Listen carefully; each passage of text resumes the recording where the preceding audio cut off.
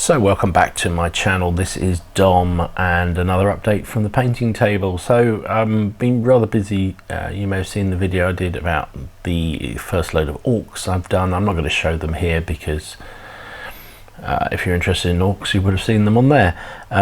But I've also been working through a video on how to paint horses. So you may have recognized these horses, or how I paint horses. And so you may recognize this unit of medievals that I used as the basis for that video. So these are claymore figures, early medieval cavalry, obviously. And what I've done is just sort of kept them fairly vanilla in terms of the styles. Again, tried to base them largely around the shields.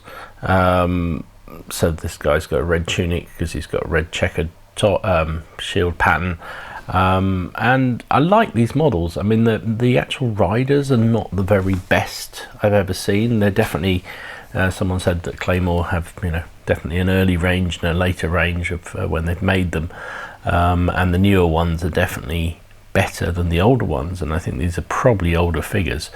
But I do like the horses. They are proper heavyweight horses that you would have had to ride, to carry around a guy in full plate armor or even partial plate armor, which these guys are in, because it's a heavy old process, and these horses actually do look like they would be capable of carrying said rider, and I like that.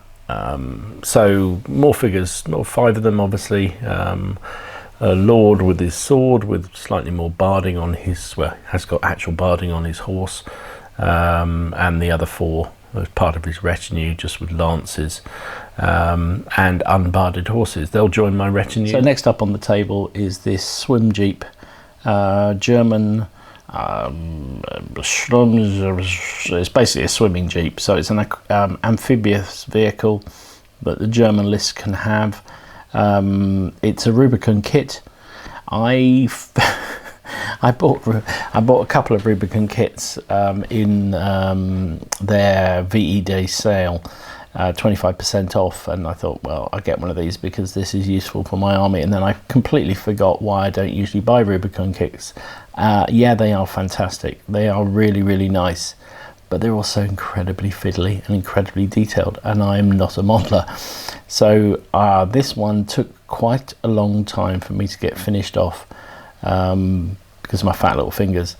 And so I started it and I kept leaving it. In fact, on several of Ken and I's live stream on a Monday night, I was talking about doing this model, and I kind of just did bits of it and then moved on, then did bits more and then did bits. And then the other day I just thought, right, I just got to get it, just got to knock it out. So I just did that, and I'm quite pleased to actually just get it finished. It's a nice model, far too finicky for me, if I'm honest, and I know it's better than the sort of standard stuff you get from Warlords, but yeah, I just find it really awkward.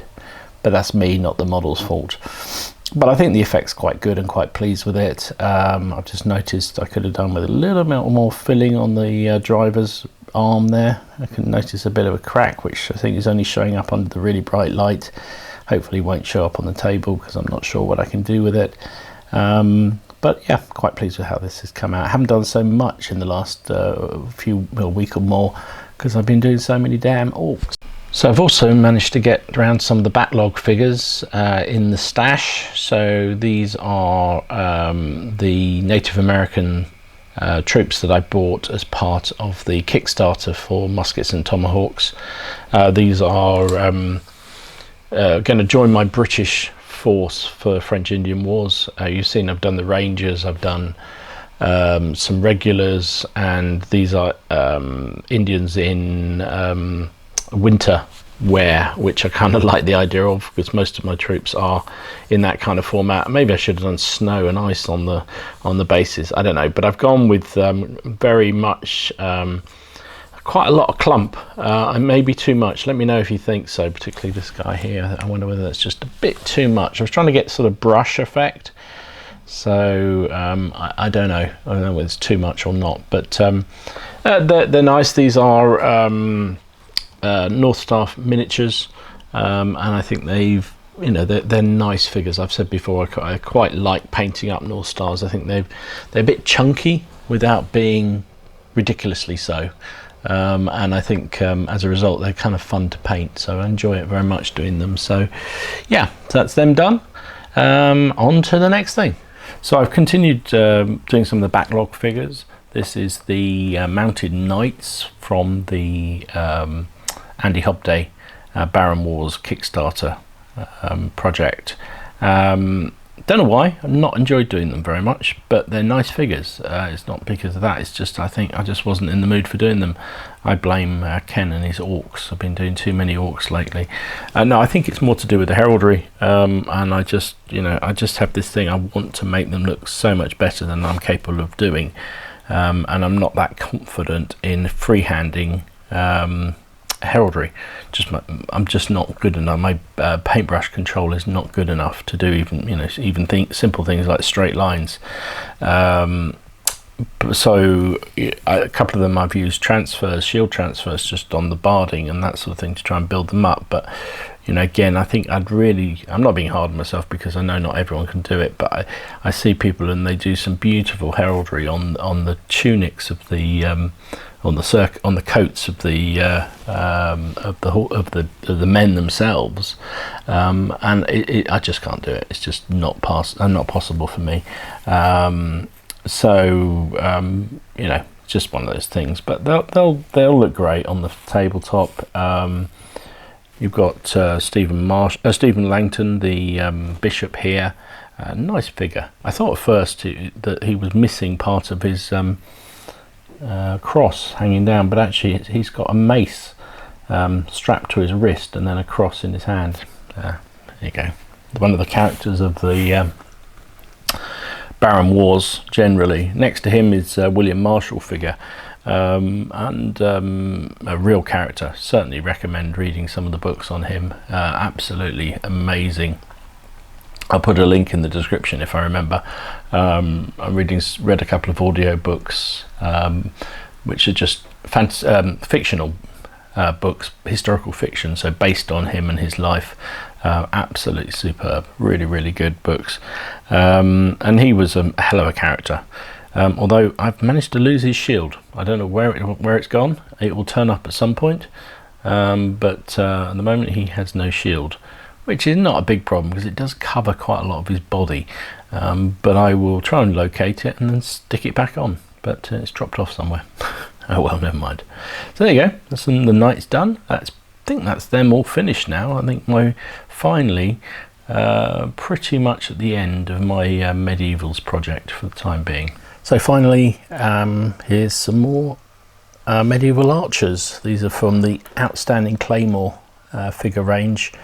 I just love some of the figures they do. I mean, again, I said this with the men-at-arms.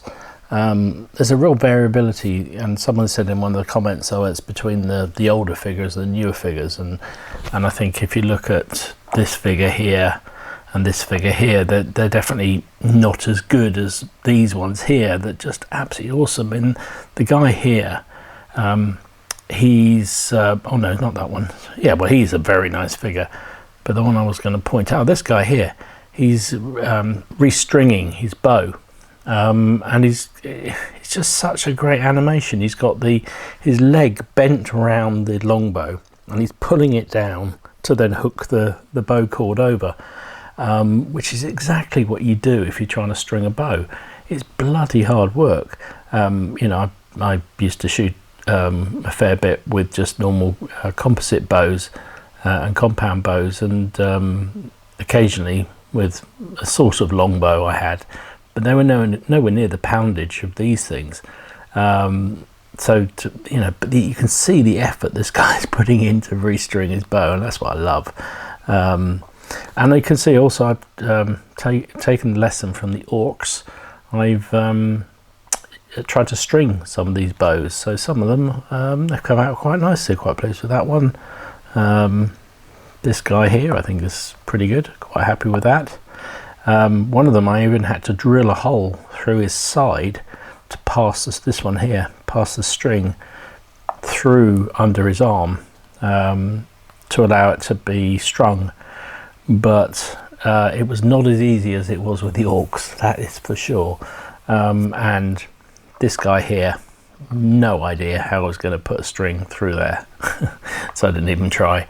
But you know, they're lovely figures and I'm pleased to get them done. I think that's pretty much all. I think that is all the archers I've got now finished for the medievals. I've got a few billmen to do, and then so I think I've got the Mangle catapult thing that came with the Baron Wars Kickstarter, which will be the last thing, but I'm not in any rush to get that done. And then we're done.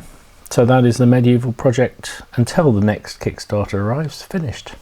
So I hope you enjoyed this look at my latest production. As I say, it's been a bit longer, this one, because of a bit longer between videos with this one, because I'm doing all the Orcs. Thank you, Ken.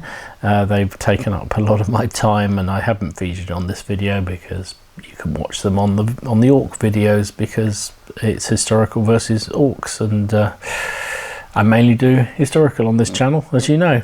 But I've enjoyed doing the Orcs, and I've enjoyed spreading it out by having keeping going with some of the medievals, and pretty pleased with most of them and how they come out. So hope you're doing well, hope your projects are going well, hope you're continuing to keep safe and well, and hoping that we'll all get some gaming in soon. This is Dom signing out.